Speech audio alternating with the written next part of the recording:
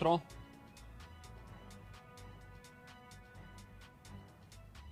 दुनिया का सबसे बड़ा लोकतंत्र भारत ने आज नए भारत का, विकसित भारत की संकल्पना के रोड मैप को लेकर के अपना नया बजट देशवासियों के सामने प्रस्तुत किया है। मैं सबसे पहले देश के यशस्वी प्रधानमंत्री आदरणीय श्री नरेंद्र मोदी जी के प्रति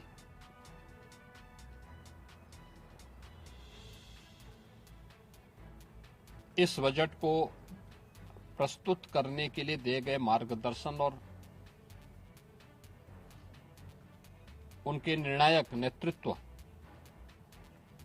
के लिए हृदय से आभार व्यक्त करता हूं। मैं इस बजट को प्रस्तुत करने के लिए केंद्रीय वित्त मंत्री माननीय श्रीमती निर्मला सीतारमण जी को हृदय से अभिनंदन करता हूं, प्रदेशवासियों की ओर से उनका धन्यवाद करता हूं। 145 करोड़ भारतवासियों के आशा और आकांक्षाओं का प्रतीक यह बजट है, जिसमें नए भारत और विकसित भारत की संकल्पना का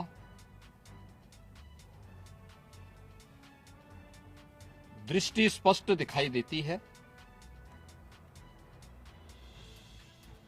12 लाख करोड़ रुपए से अधिक की पूंजी कैपिटल एक्सपेंडिचर के लिए, एक सुदृढ़ इंफ्रास्ट्रक्चर के लिए बजट में प्रावधान करना,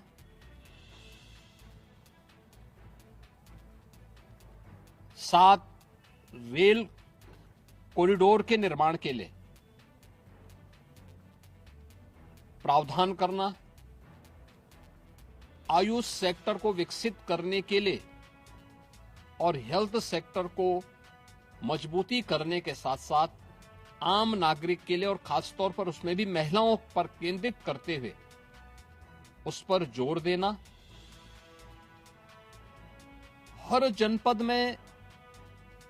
महिलाओं के लिए, कामकाजी महिलाओं के लिए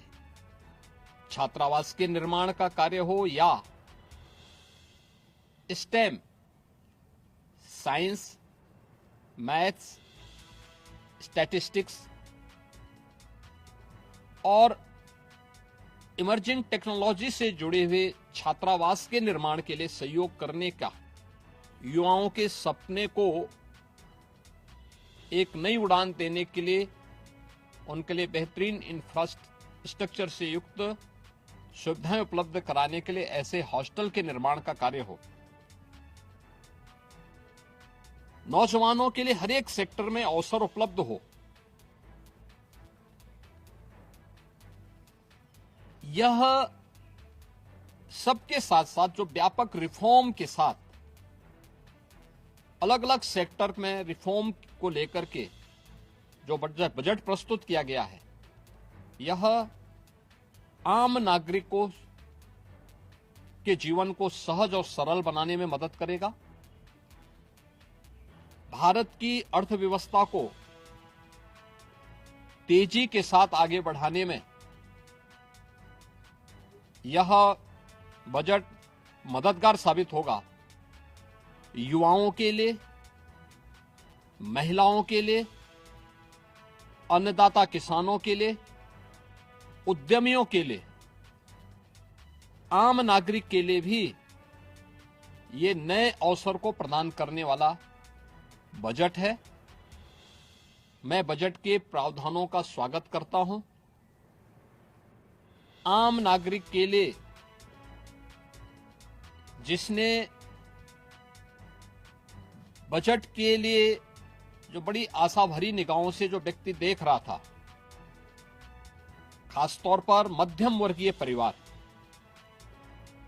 गत वर्ष